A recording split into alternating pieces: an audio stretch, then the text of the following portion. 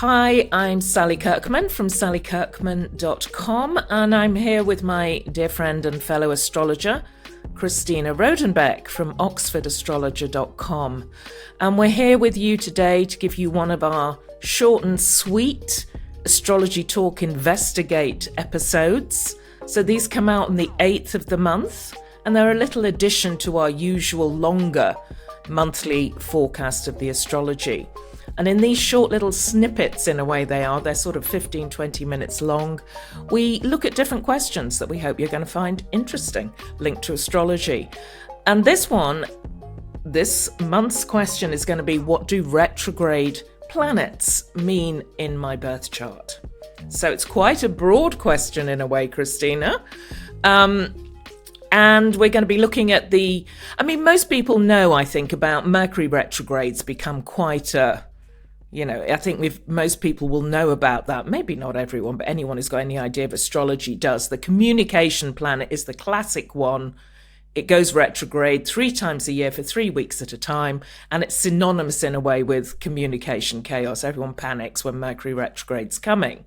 So that's the one we know most about, the quicker planet nipping forward and backward, giving the illusion of moving backwards when it's retrograde. And, I suppose the idea is that it's a bit wonky. It's not working quite right when it's retrograde. So what we want to explore a bit more is what these planets mean when they're retrograde, as all the traditional planets, the Mercury, Venus, Mars, Jupiter, Saturn, do all have retrograde periods, along with the modern planets too. So we want to take a deeper look at what that might mean for you when you have planets retrograde in your birth chart. Or even a shallow look, said the Mercury in Pisces person. It's really normal. First thing I would say is it's really unusual not to have any retrograde planets in your birth chart, right? Most people have got many. I mean, the outer planets spend a lot of time retrograde. So if you have no planets retrograde, that's weird and interesting, right? What's normal is to have some planets that are retrograde. A. B, it depends on the shape of the rest of your chart, right? How important or unimportant it is. However, I would say that the 3 you want to look at first off are Venus, Mercury, and Mars. Are any of those retrograde? And those will probably have more impact, right? Because the outer planets, and Jupiter from Jupiter outwards, these ones spend a lot of time retrograde anyway, so it's pretty normal to have some of those retrograde. So I suppose, you could say, what does it mean when I have a retrograde planet? I think that it can mean that it's more powerful, actually. It doesn't mean that it's not working. It means that it may be intense. If you have an ephemeris and you're really into astrology, it's worth looking to see whether that retrograde planet in your birth chart. So you look at the birth chart, and if it's got a little RX next to it, that means it's retrograde. Or sometimes, depending on your software program, if it's red, it means it's retrograde. It's worth looking to see whether that planet is about to turn forward. Because if it's stationing, you've got a really strong planet there. So don't make the mistake of thinking, oh, it's retrograde, so it's not functioning properly. It's just functioning differently. Yeah, I agree. I mean, that's, when I'm talking about retrograde planets, I often think that they work more on an inner level than an outer level is one way of looking at them as well, really. And what's interesting, I think, we've done the timing. We're looking at retrograde planets in a time, this is coming out on February the 8th, at a time when there are no retrograde planets. So it's, this is Christina and I going like, okay, let's look at that while everything is direct. So in February and March of 2024, there are no retrograde planets.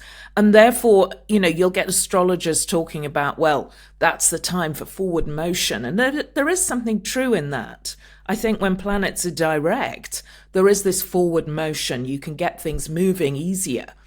But there is a real kind of plus of retrograde planets is that it turns your attention inwards. So, we don't always want to be rushing and charging through life either. When a planet's retrograde, we want to be coming back to ourselves. I mean, again, looking at Mercury, which is the classic one because it happens so regularly, we're often coming into a Mercury retrograde phase. It's a time of all the rewords, isn't it? So it's a time to reflect, revise, review, retreat, a time to slow down with a retrograde planet. What about when it's actually in your birth chart, though? That's a different set of issues because you can't spend your whole life rethinking, right? True. There are basically, it can mean someone who, for example, Mercury retrograde. Okay, I'll tell you what I always think about that is often these people are really good at teaching themselves stuff, right? How do you learn? This is what Mercury is telling you in your birth chart. How do I learn? And it may be that you have to teach. It has to be self-taught for you really to do it. One of my kids has got Mercury retrograde, and she is fantastic at reading a book in the library and figuring it out for herself. You can't tell her what to think. She has to go away and cogitate. So there's that aspect to it. And it can mean someone who thinks much more deeply than other people. I find that I see a lot of people with Mercury retrograde, and it can just be a sign that you're dealing with someone really intelligent. If you read old astrology books, they will tell you that there may be something wrong with this person's thinking or that they have a problem. I find in my own practice exactly the opposite, right? People with Mercury retrograde are often smarter than the rest of us. Because they've thought stuff through on their own and come to their own conclusions. So it's not that they're unteachable, but they will teach themselves. So there's that. And there's another really important thing to consider when you're thinking about these, the inner planets being retrograde. That is Mercury, Venus, and Mars. And that is at what point in the progression of a person's chart do they turn direct? So this may be several years or many years into that person's life where the planet that looked retrograde in the natal chart turns direct. And that is a pivotal moment in a person's life quite often. It is. And for that, I mean, you do need to, you can work that out using an ephemeris, actually, because it's 1 degree for every year of your life. So you can work it out in an ephemeris, which is kind of, the astrologer's Bible, I suppose, in a way where, we get the movements of the planets. You can work that out, or you go to an astrologer to find that out. And they are very often, I agree, they're pivotal turning points. What you were saying about Mercury retrograde, I totally agree with in the birth chart. I often find, and I think it is this because it's turning, I think you're a deep thinker when you've got a retrograde Mercury. You're a deep thinker, you're more interested in the processes of the mind. And there is a sense that you do it your way.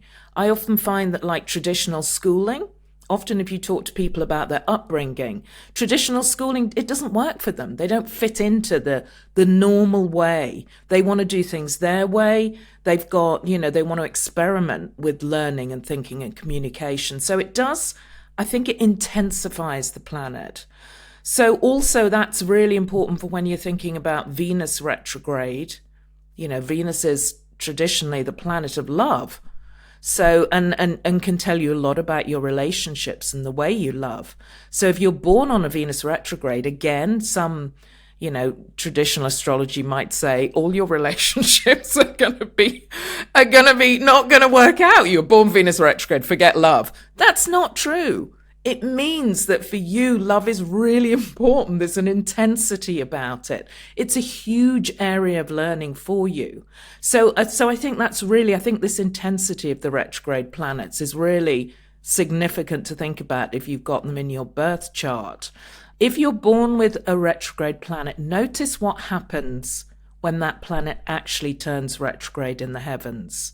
Because sometimes that will be a super key period of learning in your life. So if you're born with Venus retrograde, it means that when there is a Venus retrograde phase, that could be a huge area of learning around love and relationships, what you need and what you want. And you may be more in tune with what's going on than people who aren't born with that planet retrograde. I find that a lot of the traditional stuff around retrogrades in a birth chart is absolute bullshit. Ooh. And it's well, I hate that negativity. It's like, oh, forget about it. You've got Venus retrograde in your birth chart. You're finished. You're never going to have relationships. It's just not true. In fact, it's the opposite. It means that you have to have a really profound, deep relationship, probably, and that relationships are really important to you, and that you are capable of deep, profound love. And not everybody is, some people live very, don't do that in their lives. But for you, it's important to find that with Venus retrograde in your chart. Another way that it's less sort of gorgeous that it can work out is, of course, that money is very important to you because Venus rules money as well. And I think that Venus, well, first of all, the other thing I want to say is that it's really important for people with Venus ruled signs rising, or their suns in Venus ruled signs. That means Taurus and Libra. If you are born with a Venus retrograde, for any Taurus or Libra, where Venus is important in your chart. Where Venus is in the sky at any given moment is also really important, just to know what's going on. But if you happen to have, say, Taurus rising and Venus retrograde in your chart, wow, you are a really intense and obsessive person probably, and your relationships are really, really important. It's not that you don't have them. You may not be interested in relationships that are not deep. That's one thing I find. It's like you don't really do shallow very well. And shallow is just not your kind of thing with the Venus retrograde. And that can, has its own problems. But also, it's interesting how kind of people, Venus retrograde people, can end up working in fashion or Venusian areas because they're so interested in it, or art, or, finance. But they are you're drawn to that Venus stuff because you really, really want to explore it with that Venus retrograde, because retrograde means intensity in a way. So Venus only goes retrograde every 18 months or so. So it's more unusual than having Mercury retrograde in the chart, but it's still not infrequent. And there will be a pivotal turning point in your life when, by progression, Venus turned direct. So what about Mars retrograde, Sally? What do you think about that? Yes, let me talk about Mars being a Scorpio and Aries rising. The two signs, ruled by Mars. So like we were talking about Venus, Taurus, Libra, it's Aries and Scorpio for Mars.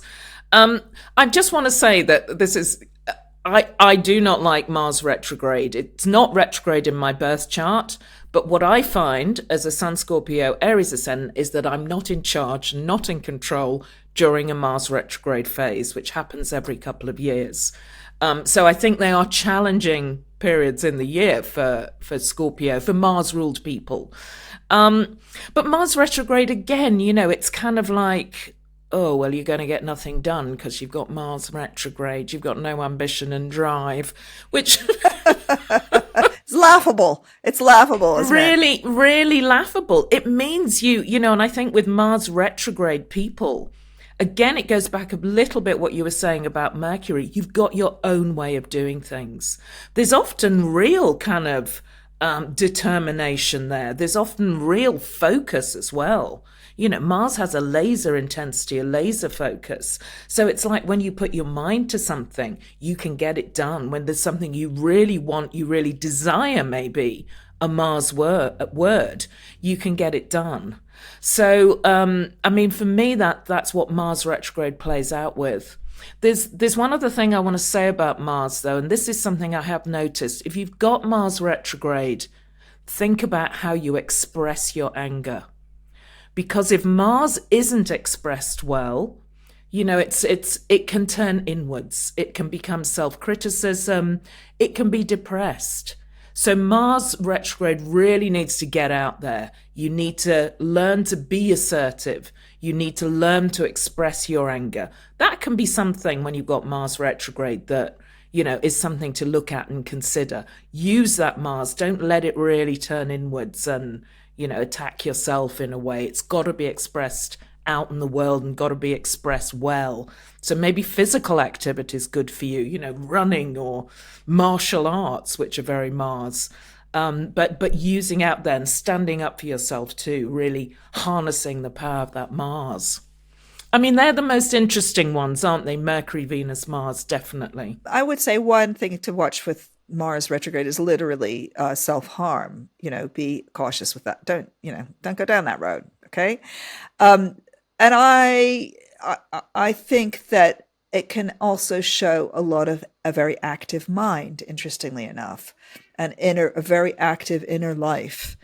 And that's no bad thing. And again, like the other two, it gives you an intensity around that Mars, an intensity. And what is Mars? Mars is action. Mars is focus. Mars is passion. So again, it can be quite obsessive, Mars retrograde in a chart. And I think it's difficult to turn it outwards, I have to say. I think it's a difficult thing because it's a totally extrovert planet. Mercury retrograde, you can see how that works, Venus retrograde, but Mars retrograde is, Mars is extroverted. It points the arrows at, it shoots the arrows outwards.